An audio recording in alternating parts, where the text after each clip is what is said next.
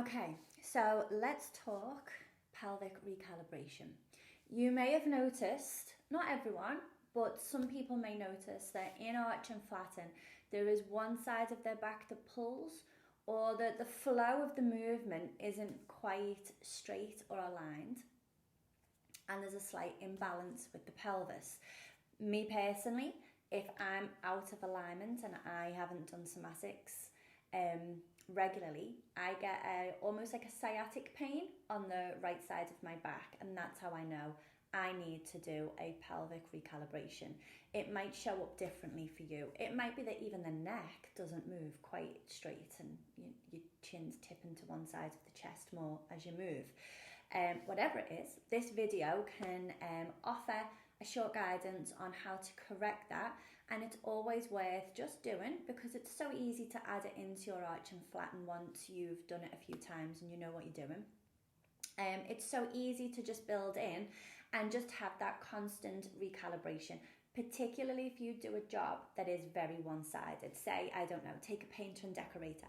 Their one side of their back is going to potentially be doing a lot more than their other side of their back, depending on their dominant side.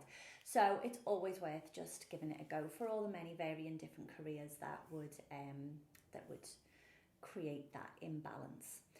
And as a side note, you can always just do this instead of arch and flatten as well. If you just know that you've got something going on and you just need to get on the floor and correct that imbalance, you don't have to spend an awful lot of time doing arch and flatten. Just find your flow with it and notice how it feels. So to begin with, we are going to lie down as we were in our arch and flatten with knees bent, feet on the floor. And as you find your arch and flatten and you move through it, we're going to inhale and arch, we're going to exhale and flatten. I'd like you to just notice, are you moving in a straight line? Can you do it from this perspective? Can you tell if your spine and your pelvis are moving nice and straight? Or maybe you can visualize, if this is helpful, and you can come up with your own visualizations if this one doesn't work for you, but I like thinking of a bowl of water. This was how I was taught. So if you put the bowl of water on your belly, here's the top, and the front edge kind of goes towards the front of the thighs, but it is filled to the brim with water, so that as you inhale and arch, the bowl of water tips forward with the thighs, and the water will either pour directly down between your feet, in which case you're nice and aligned, or you might find that the bowl of imaginary water, would slosh and tip over one side, getting one leg wet. Just take a moment to maybe sense that. So imagine the bowl of water's on your tummy. You're going to inhale and you're going to arch, let your chin drop, and just notice where the bowl of water aims. Is it all the way over onto your right thigh? Is it onto your left thigh? You may be really aligned and it's going between your feet, or maybe you're not quite sure. If you're not quite sure, you can just pick a side, okay? But if you are definite that your bowl of water is tipping over to the right thigh or over to the left thigh, I want you to exaggerate that and send your bowl of water over there on purpose.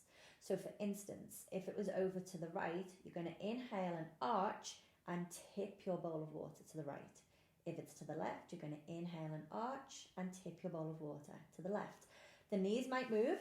Try not to go too big. I don't want like a big sloppy movement. We don't want the bowl of water to fall off our tummy, but we want it enough that the pelvis is tipping a little bit more into that direction.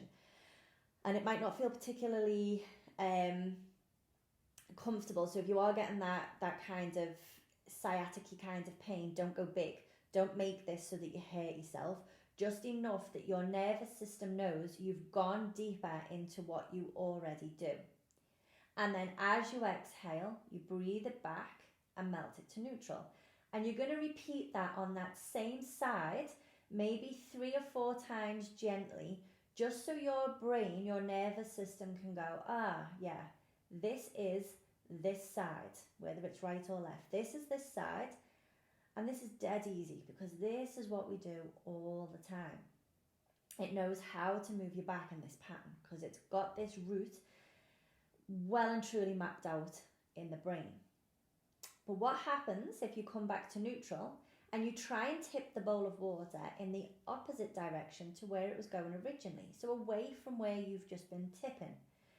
So as you inhale, arch and take the bowl of water in the opposite direction and then breathe it back. And what you might find is because this side of your back or body doesn't do the same as what your other side did, actually this can be quite challenging, and it's almost like your brain's forgotten it's got a lower back on this side, or it's got a pelvis on this side that it can move, and it can feel alien.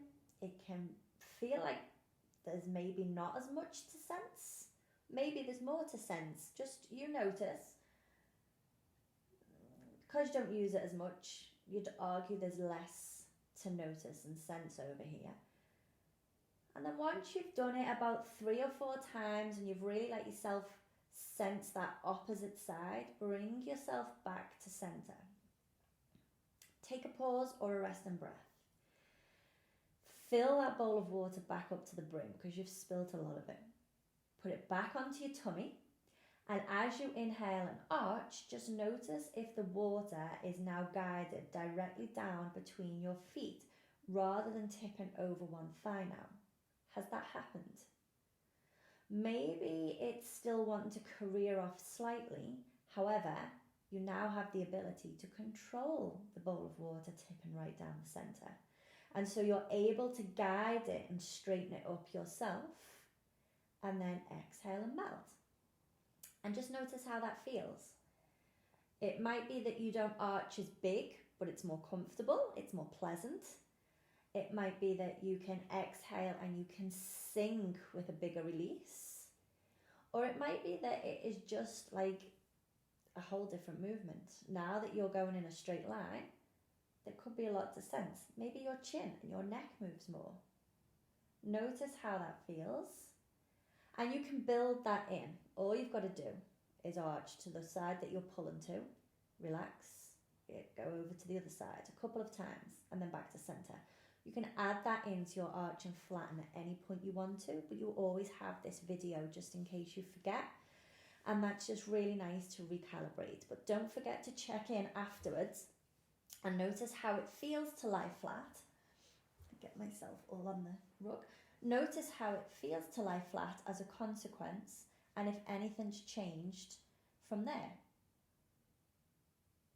And then when you're ready, you can move on to whatever it is you are doing next.